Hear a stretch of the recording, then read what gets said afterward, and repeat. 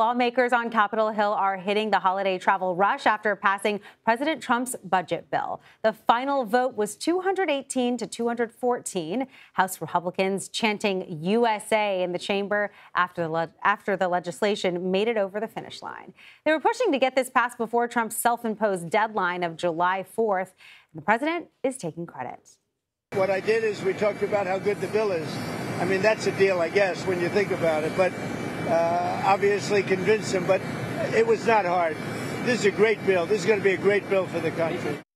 The massive package extends the president's 2017 tax cuts, boosts spending for border security, defense, and immigration. It cuts Medicaid and ends taxes on tips and overtime pay. House Speaker Mike Johnson celebrated earlier today. Everything was an absolute disaster under the Biden-Harris radical, woke, progressive Democrat regime.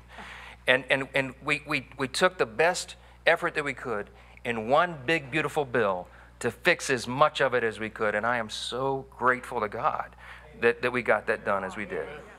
Ahead of the vote, House Minority Leader Hakeem Jeffries set the record for longest speech in the chamber's history. He spoke for more than 8 hours criticizing the bill.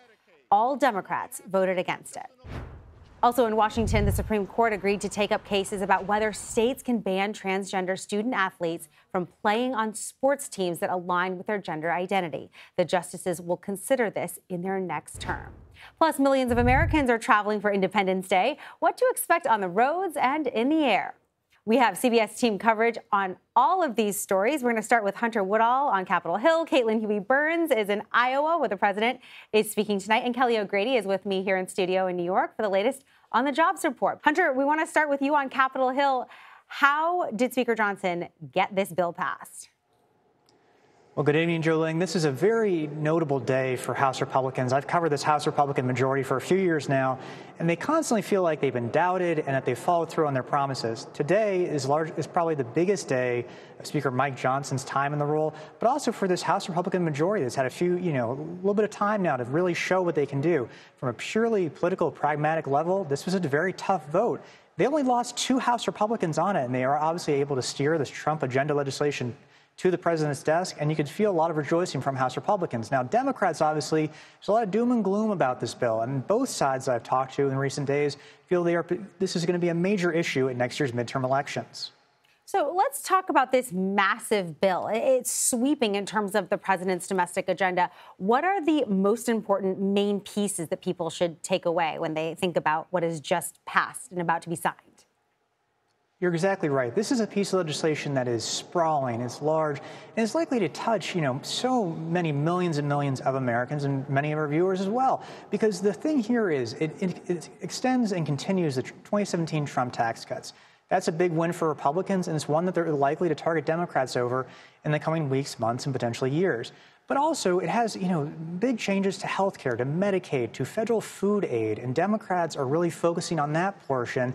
Sources I've talked to are already mentioning to me that's going to be a major focus of their outreach to voters, saying, look, Republicans may have done this, but they've also obviously made these changes to federal food aid, to your health care, and they're expecting that argument to potentially resonate. The Democrats obviously uniformly standing against the bill, voting against it. What are they saying now that this is headed to the president's desk about the impact? When you talk to Democrats, when you saw the response in the chamber on Capitol Hill today, it's clear Democrats see a lot of concern, but they also see a clear contrast that they're going to be able to strike with Republicans and with President Trump and Vice President J.D. Vance in the coming months. I'll also note, as many of my colleagues have reported out, a lot of various Democratic potential 2028 presidential contenders have come out strongly against this bill, including many governors. And you're starting to see, this is one of those impacts that the states are really going to feel in a big way because of how this bill is structured. And obviously, Democratic governors are stressing that this could have a huge impact on their constituents. Hunter Woodall, thank you so much. We appreciate it. CBS News congressional correspondent Caitlin Huey-Burns is following the president in Des Moines, Iowa. Caitlin, great to see you. Obviously, President Trump deeply involved in getting this bill over the finish line. How did he carry the ball all the way through? That's right, Jolene. I mean, this is the president's agenda wrapped up in legislative form. He's been able to do a lot through executive order, but this is law permanence, at least for some of these policies. I went to so many rallies over the past year, rallies just like the one behind me where President Trump will be landing soon, where he made these campaign pledges: no taxes on tips, no taxes on overtime pay, and extending those tax cuts, border security, on and on. So today he's going to come here and sell it. And he was influential in getting this over the finish line. I can tell you that he was talking to lawmakers up until the last minute, essentially twisting people's arms here, flexing that political muscle and warning a lot of them about potential primary challenges. Also, I should say that his team behind the scenes was incredibly influential here, too. A lot of his top deputies had been traversing from the White House to Capitol Hill, kind of holed up in Speaker Johnson's office, trying to convince those holdouts to support this bill, and also telling them about the political implications, the political benefits, in their view, that they want these lawmakers to see and ultimately sell out on the road. Well, he will be, it sounds like, signing this bill tomorrow afternoon. Is that right? What do you know about the signing ceremony and what we'll be seeing there? That's right. He'll be signing this, of course, on July 4th. This is the deadline that he himself set. It's completely arbitrary. It was something that he wanted, a patriotic deadline, and House lawmakers were eager to reach that deadline. So we'll see him have a signing ceremony tomorrow at the White House. I can imagine that he'll try to lean in to those patriotic elements, Joe, as you can hear the anthem behind me right now.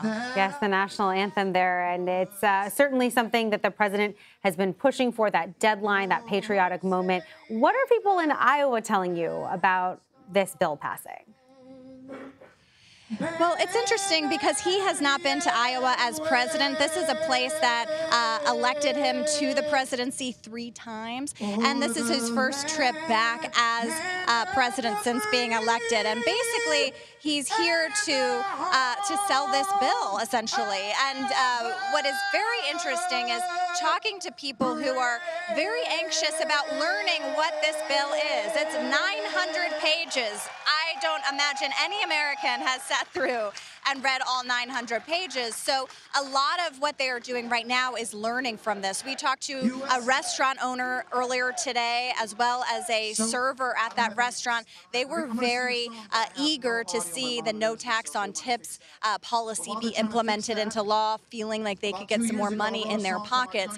Then at a table over, I talked to a woman who liked a lot of provisions in this bill, but she was very anxious about the potential cuts to Medicaid, deep cuts that are in this bill, over $1 trillion over the next decade. She was concerned about what that might mean for people in her own family. So a lot of mixed emotions here, mixed feelings, but a lot of people just wondering when they will see benefits, when they might see consequences, and trying to learn more about what's in this bill. So that's why you're seeing the president come and sell this today. You're going to see other lawmakers across the aisle, Democrats out on the road over the next few weeks, trying to sell their vision of this bill and hope that it plays in the midterms. Y'all look good today, by the way. Caitlin Huey-Burns with fantastic analysis as always. Thank you so much.